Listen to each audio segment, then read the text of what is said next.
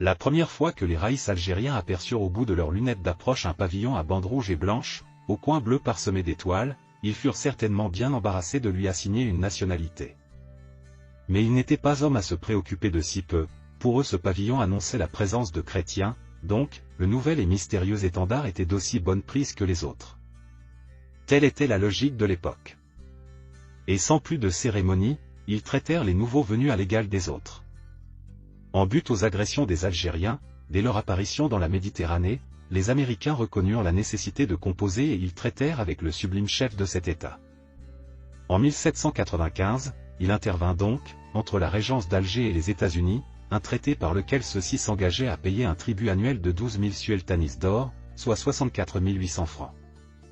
Il résulte de documents authentiques, que ce tribut fut servi sans interruption jusqu'en 1810 et que le paiement en ayant été suspendu en 1811, la guerre devint officielle entre les deux nations en 1812.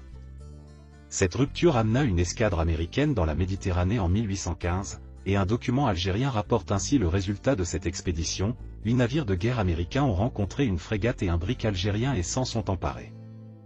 Ils sont ensuite venus, à Alger, et lorsque la nouvelle de cet événement s'est répandue, la paix a été conclue, le 22 Redjeb 1230, vendredi 30 juin 1815. La frégate que mentionne le document, cette frégate prise par une division américaine à la hauteur du cap de Guet, le 16 juin 1815, c'était celle de Raïs Amidou, le plus célèbre des capitaines de la régence d'Alger. Cette circonstance a dû incontestablement augmenter la consternation des Algériens, la vue de leur plus vaillante frégate traînée en triomphe par les ennemis n'a pu qu'accroître le découragement dont ils ont été saisis à l'apparition inattendue d'une escadre américaine. Cette pauvre frégate était veuve de son vaillant commandant, lorsqu'elle reparut vain et capturée devant Alger. Le Raïs Amidou n'existait plus. Cet événement eut lieu sous le règne d'Omar.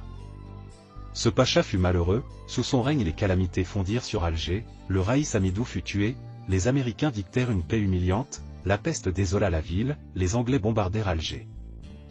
Omar était maudit, disait un vieux ray. Ce pacha était d'humeur fantasque et exigeante. Un beau jour il fit mander Amidou. Or ça, lui dit-il, tu as amené une frégate portugaise à Mustapha et une frégate tunisienne à El Hadjali. Je veux que tu m'amènes une frégate américaine. Mais, Effendi, répondit le Raïs, le pays des Américains est bien loin d'ici. Je ne puis faire un aussi long voyage.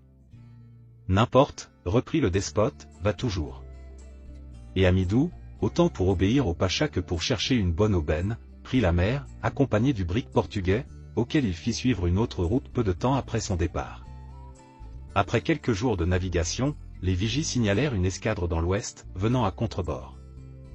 Lorsque la distance fut un peu diminuée, Amidou annonça que la flotte en vue était espagnole et qu'il n'y avait rien à craindre puisqu'on était en paix avec cette nation. Son second, croyant reconnaître des navires américains, le pressait vainement de prendre chasse. Bientôt, la flotte signalée se trouva dans les eaux de la frégate algérienne, et quand il fut trop tard pour fuir, on reconnut le pavillon des États-Unis. Eh bien, Seigneur, dit le second à Amidou, j'avais raison. Ce sont des Américains. Je le savais aussi bien que toi, répondit le Raïs, mais je ne pouvais fuir honteusement devant l'ennemi quand je suis sorti pour le braver. Et après avoir ordonné le branle-bas de combat, il dit en particulier à cet officier, quand je serai mort tu me feras jeter à la mer. Je ne veux pas que les mécréants aient mon cadavre. Lorsque les navires furent à petite portée de canon, une lutte des plus inégales s'engagea, mais l'heure de Amidou avait sonné et la première bordée de l'ennemi le renversa inanimé à son poste de combat. Conformément à ses instructions, son corps eut la mer pour tombeau. Après la mort du commandant, le combat continua mais la frégate algérienne, dématée, criblée de boulets, désemparée, ne fut bientôt plus qu'une ruine. Les frégates américaines passaient successivement devant elle, et chacun d'elles lui lâchait sa bordée. Enfin, au bout d'une heure, un boulet coupa la corne d'artimon et le pavillon algérien tomba à la mer. Le feu cessa. Des embarcations vinrent prendre possession du navire vaincu. En montant en bord, le chef du détachement demanda le commandant. « Voici tout ce qu'il en reste, » dit le second en montrant une mare sanglante, un peu de sang. Telle fut la fin héroïque de Amidou. Ce trépas glorieux lui épargna la douleur de rendre aux mécréants cette frégate que jamais il ne voulut échanger contre l'une de celles qu'il avait conquises, et lui évita le chagrin d'assister, un an plus tard, à l'humiliation de sa patrie.